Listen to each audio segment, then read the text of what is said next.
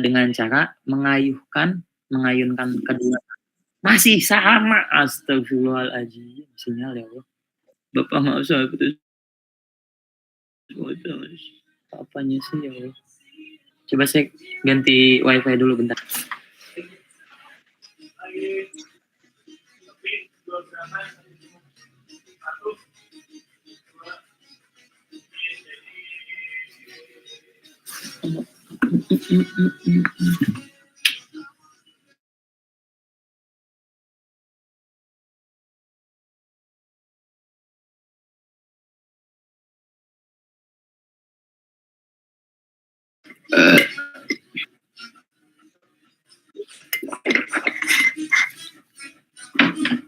Pasti Dajul nggak bisa masuk katanya full.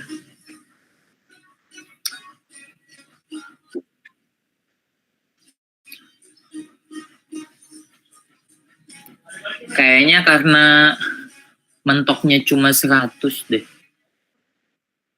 Pak kalian belum bisa akses. Mentok capek. Halo, Cengcong.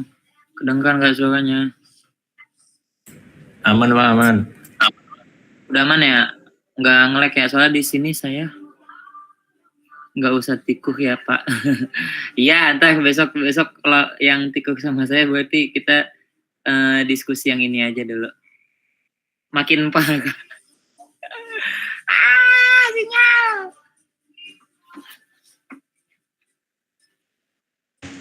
Langsung aja Pak sama jawabannya aja kalau gitu Pak, sama jawabannya aja. Iya Pak, buat singkat waktu Pak, langsung aja. Mulut kamu tolong disekolahin ya. Rehan, tolong aja lah Rehan. Ya serius.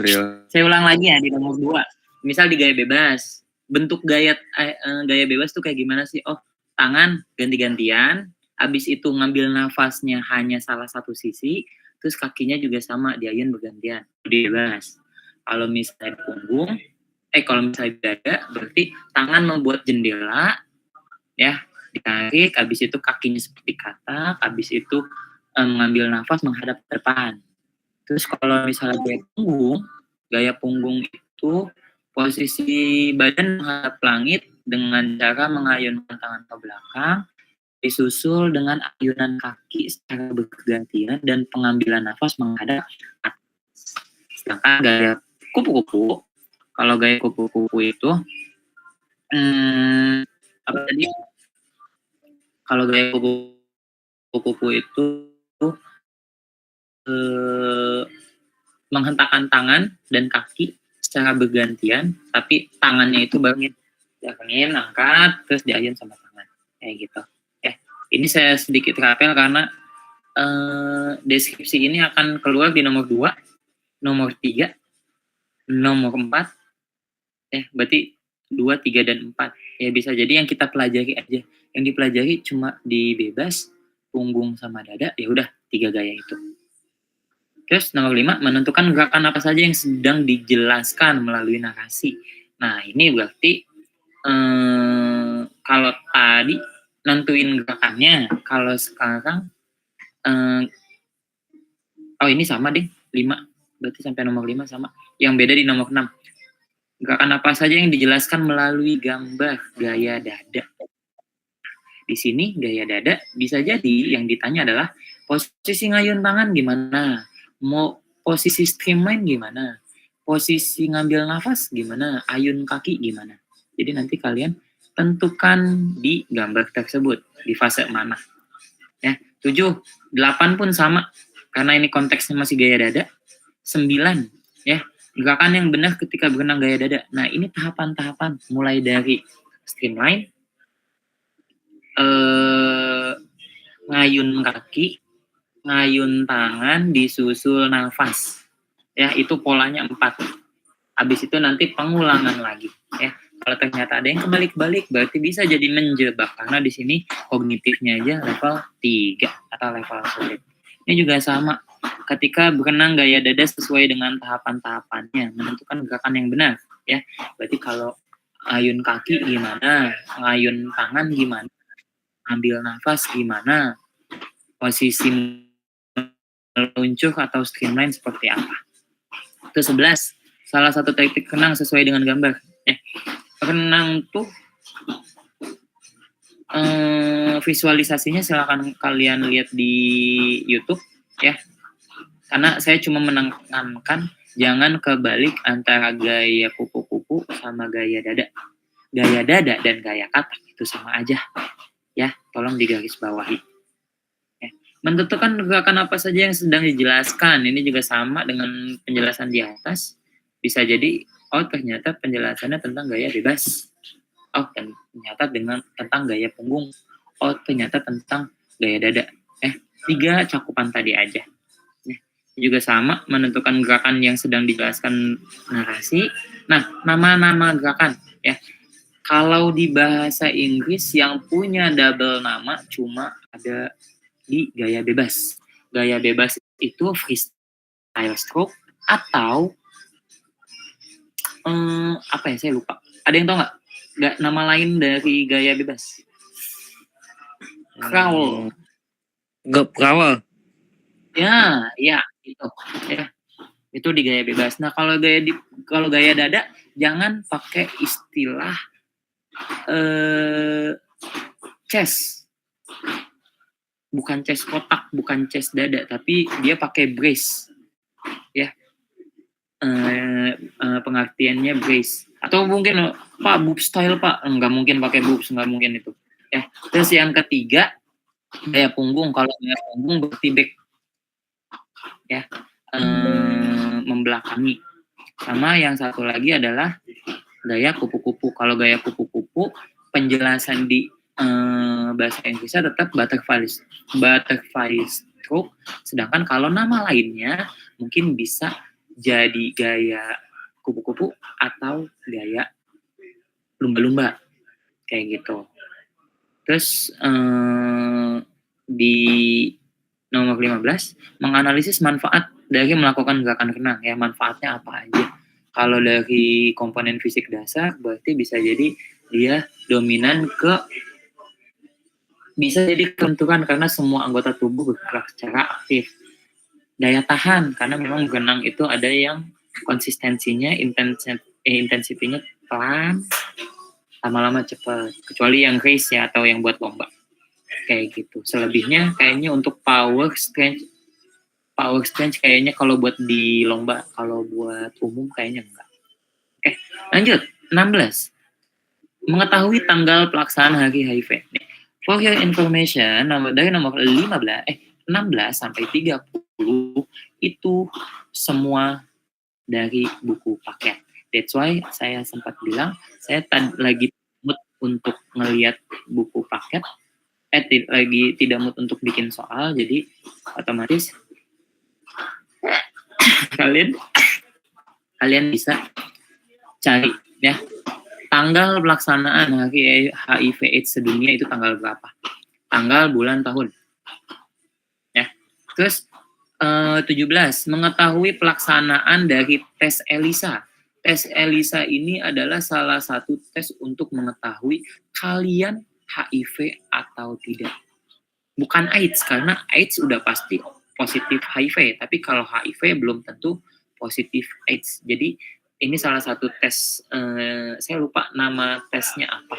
Kalau nggak salah yang diambil sampel darah dan segala macam. Jadi nanti kalian cek dulu. Tes ELISA untuk mengetahui HIV atau tidak, itu tesnya ngapain. Terus 18, mengetahui ciri-ciri khas dari SMA Al-Azhar untuk menjauhi dari pergaulan bebas. Nah, pergaulan bebas di kita tuh kayak gimana sih? Oh, ternyata rajin sholat duha. Oh, ternyata tidak merokok di lingkungan sekolah. Oh, tidak berganti-ganti pasangan. Oh, tidak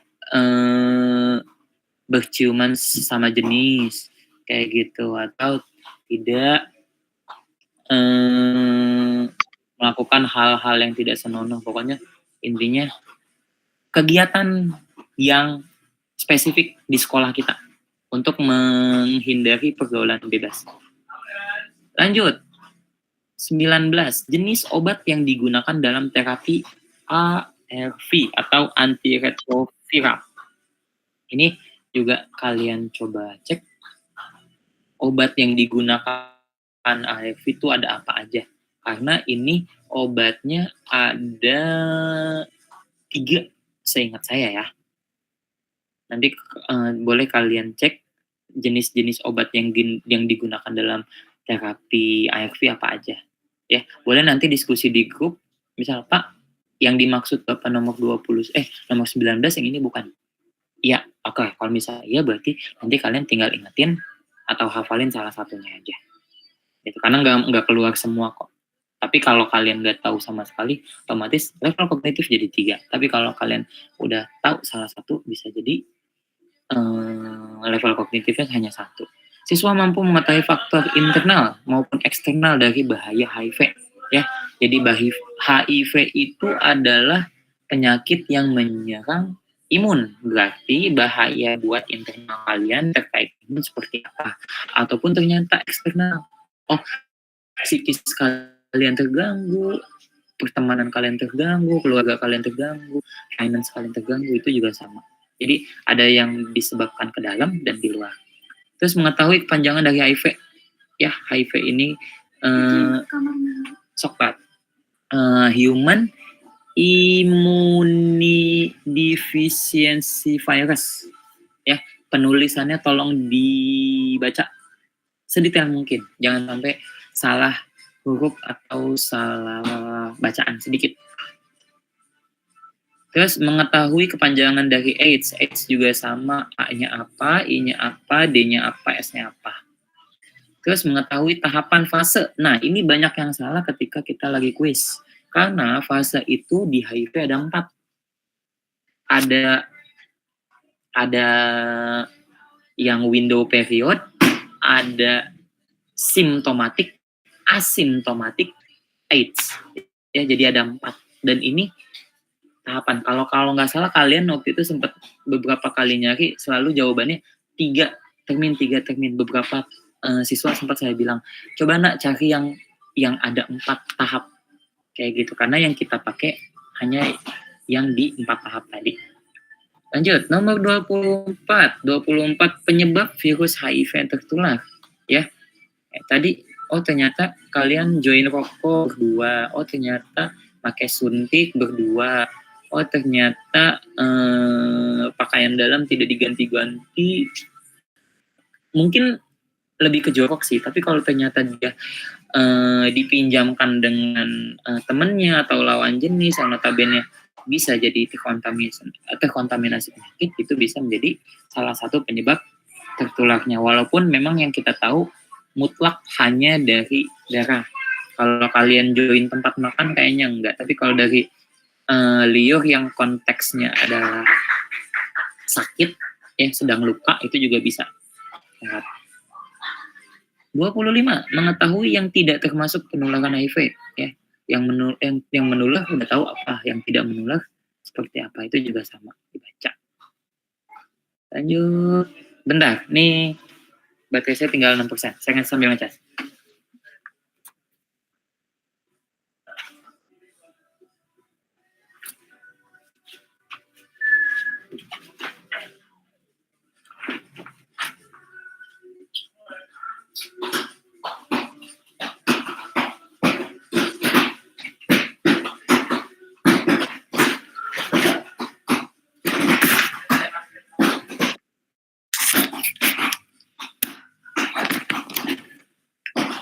Oke, lanjut.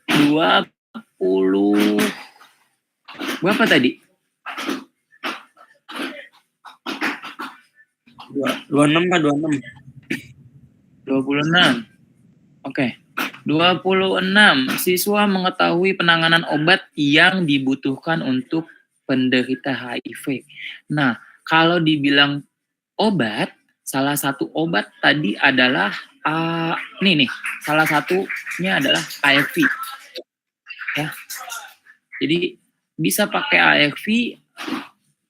Kalau ELISA itu item test, bukan pengobatan. Jadi otomatis beda antara obat sama cara penyembuhan, bukan cara penyembuhan, cara mengetahui. Kayak kalian mau nentuin berat badan kalian caranya gimana? Nimbang. Tapi kalau mau naikin berat badan bukan nimbang, tapi makan. Makannya apa aja, bla bla bla bla. Kayak gitu.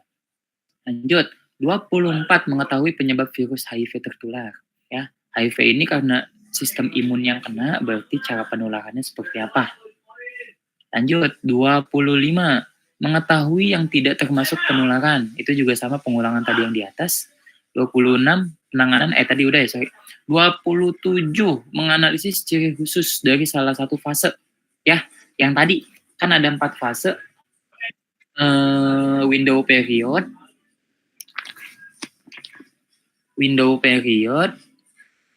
symptomatic period, asymptomatic period, sama AIDS. Nah, ini 4-4-nya kalian coba cek perbedaannya apa. Karena kalau nggak salah di fase 2 dan 3 itu bedanya tipis ya, tapi yang paling detail adalah dia bedanya jangka waktu. Jadi kalau misalnya kalian amit-amit terjangkit penyakit, tapi ternyata waktunya masih singkat, dia pasti di antara termin 1 dan termin 2. Masih di fase 1, fase 2. Tapi kalau udah fase 3, mungkin ternyata udah kena 5 tahun sebelumnya atau 10 tahun sebelumnya, baru badannya lama-lama makin kecil, tulang sama kentut, bla bla bla segala macam. Itu mungkin ciri-cirinya udah di fase ke-3 ataupun ke-4.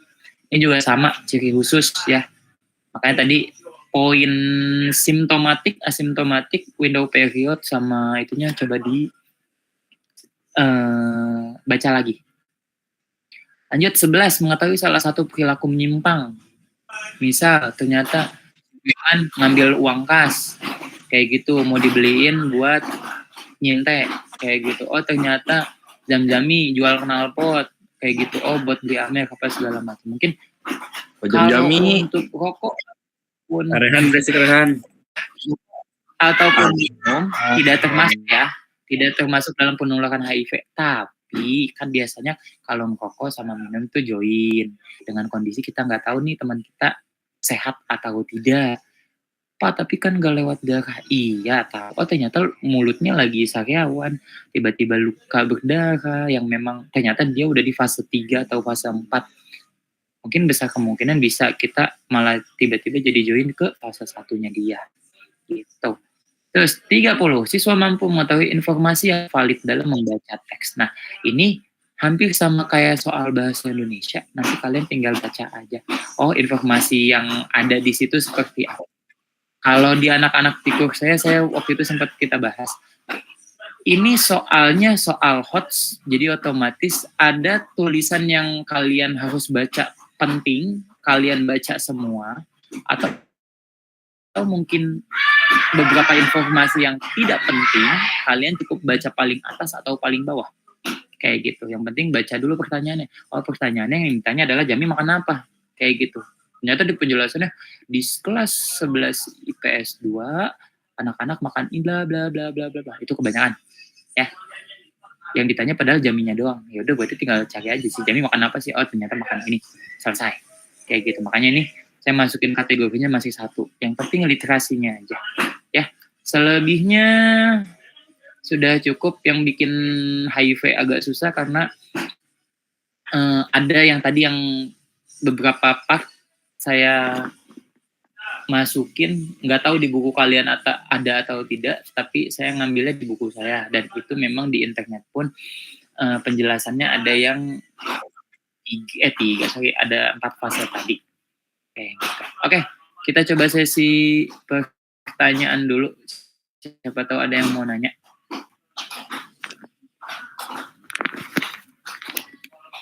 Aduh. Ada yang mau nanya, Kak? Bapak. Apa? Mau nanya. Apa, Nak? Yang gerakan yang benar dalam gaya dada bisa diulang nggak? Oke. Kalau di buku, nih kita coba cek ya. Kalau di buku, kalian atau mungkin anak sempat ngelihat tahapannya apa aja sih?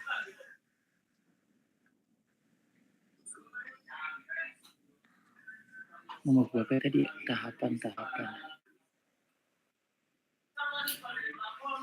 Nih. ketika berenang gaya dada sesuai dengan tahapan-tahapannya. Ada yang tahu tahap gaya dada ngapain aja?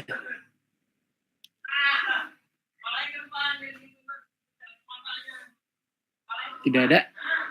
Kalau tidak ada, boleh sambil dicatat sekalian nanti dicek ya. Apakah ini ada perbedaan atau tidak di buku paket. Yang pertama udah pasti meluncur. Itu satu. Terus yang kedua, biasanya setelah meluncur itu kalian enggak langsung ngambil nafas. Karena ngambil nafas sama ayunan tangan dia satu paket. Berarti ngapain dulu? Ngayun kaki dulu. Ya, ngayun kaki kayak kaki katak, dibuka, ditarik dulu, dibuka, habis itu dirapetin. Udah selesai ayunan kaki, biasanya disusul sama ayunan tangan plus ngambil nafas. Dan itu kalau udah fase 4-4-nya ini, nanti dari tahap 2, 3, dan 4 tinggal diulang aja. Pertama meluncur, ayun kaki, ayun tangan disusul ngambil nafas, terus lanjut lagi ke ayun kaki, ayun tangan ngambil nafas, ayun kaki, ayun tangan ngambil nafas. Kayak gitu. Dan ini yang ngebedain tahapan-tahapan posisi tangan ya, tangannya dia posisinya gimana. Oh ternyata lurus, kalau misalnya tangan ya lurus, buka sedikit, tarik ke belakang, rapetin ke badan, lurusin lagi. Nah itu tahapan ngayun kaki. Sedangkan kalau ngayun tangan yang tadi posisinya ditarik dulu, habis itu kakinya dibuka, habis itu nendang, dirapetin.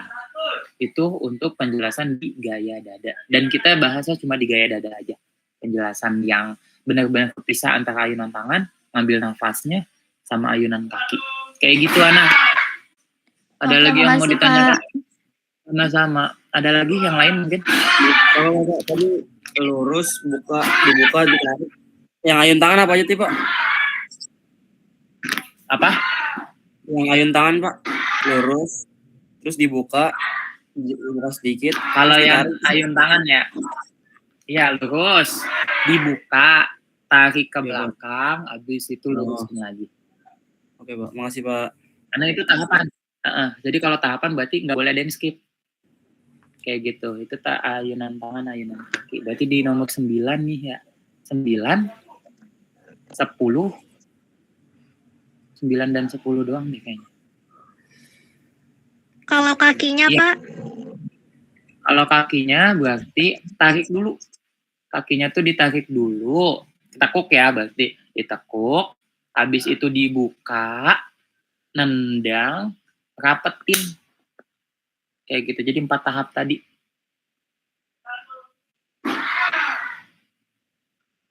Oke, anyone else? Siapa lagi yang mau nanya? Gak apa-apa dikulitin, lebih baik nanya pas di sini daripada nanti soalnya level 1 tapi jadi level 3 semua. Apa-apa? Pak, gaya dada itu artinya yang kaki dulu atau tangan dulu, Pak? Gaya dada. Ya. Kalau gaya dada kaki dulu. Oh. Jadi posisinya ngayun kaki, rapet, buka, tendang, rapet, udah lurus nih, baru kepalanya naik. Nah kepalanya naik berarti gimana? Kayak tadi yang tadi Jamila sempat nanya sama anak, ya. Pas posisi meluncur, tangannya buka, angkat ke atas, kepalanya menghadap ke depan, bukan ke atas, ambil nafas baru masuk lagi. Seperti itu. Kayaknya kalau yang renang yang agak susah memang tahapan sih karena takut kebalik. Pak, tadi yang apa namanya? Tadi yang apa namanya buka naikin kepala gitu ini namanya gerakan apa nih, Pak? Tahapan. Yang bukan tadi Bapak yang barusan. Tadi Minang kurang kedengeran tadi gerakan apa namanya tadi yang Bapak bilang tangannya lurus terus kepalanya ke atas terus ke bawah lagi. Oh, itu tahapan di gerakan tangan gaya dada. Oke, makasih Pak. Oke, sama-sama. Karena yang kita kulitin yang benar-benar detail hanya di gaya dada. Mulai dari tangannya gimana, nafasnya gimana, ayunan kakinya gimana, terus nanti kalian ngebedain, kan kalau gaya dada tuh atau gaya kata, posisinya gini nih, tidak streamline. Nah, sedangkan posisi streamline-nya dia tuh kayak gini, kalau secara umum. Nah, posisi streamline yang ada kayak gini, ketika gaya bebas, ketika gaya dada, pas di fase mana?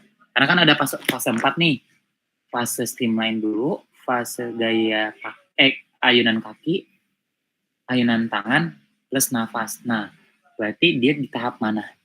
Kayak gitu. Sebenarnya kalau kalian udah ngeh juga tadi udah ketahuan masuknya tahap apa. Itu udah sesuai urutan kok. Oke, ada lagi? Cukup? Pak, mau nanya yang ini, Pak. Apa? Yang tadi window period. Terus apa lagi, Pak?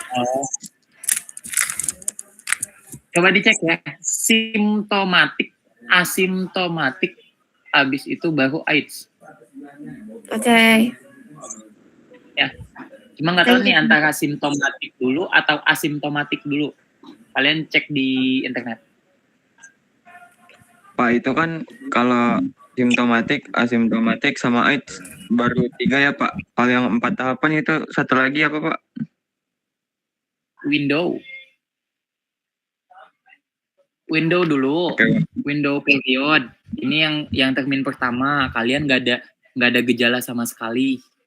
Tapi imunitas kalian sudah mulai menurun.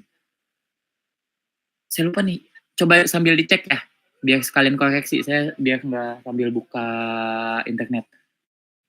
Kalau simptomatik dulu atau asimptomatik dulu. Pokoknya di antara dua ini, fase kedua ini belum terlihat gejala, tapi sudah mulai ada efek samping kayak gitu, yang tadinya mungkin masih kuat, tapi jadi lebih ngedrop, lebih apa segala macam. Terus yang ketiga ini sudah mulai ke psikis, jadi deg-degan lah, jadi badannya mengecil, nafsu makan juga berkurang, udah mulai takut apa segala macam kayak gitu. Tapi untuk di fase 1, 2, dan 3 kayaknya masih ada kemungkinan masih bisa ditolong. Karena kalau udah kena AIDS udah nggak bisa ketolong gitu. Tapi kalau masih di HIV kayaknya sama kayak yang namanya virus, kan ada yang jinak ada yang jahat ya. Nah, kalau bisa kita dijinakin selama itu virusnya ada tapi tidak mengganggu kita, itu masih bisa dijadikan alternatif daripada umur kalian jadi makin pendek gitu. Oke, ada lagi? Cukup? Pak, tadi nama obat-obat di ARV apa aja Pak? Obat-obat. Lalu bentar. Obat-obat yang ada di itu nama gua apa sih? Sorry. AIDS Pak, yang antiretroviral. Oh, oke. Ntar dulu, saya cek dulu. Nomor mana sih?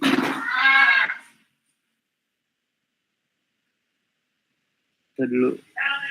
Hal yang menimbulkan. Oh, kan kalau misalnya obat,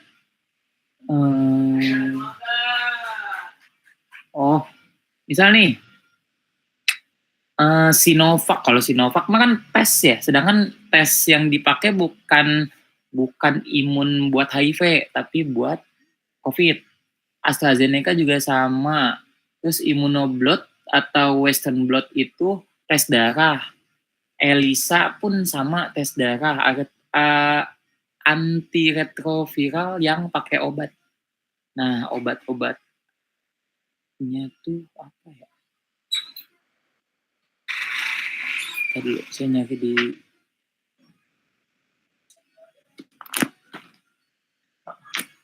itu sendiri bilangnya bodinya sih, tapi nggak boleh dulu. Kita kalau udah selesai baru ngetatin sebelah aja. Ntar dulu. Aduh, mana lagi tuh tadi? Oh, ini. Jenis obat ARV memiliki berbagai varian, yaitu salah satunya ya,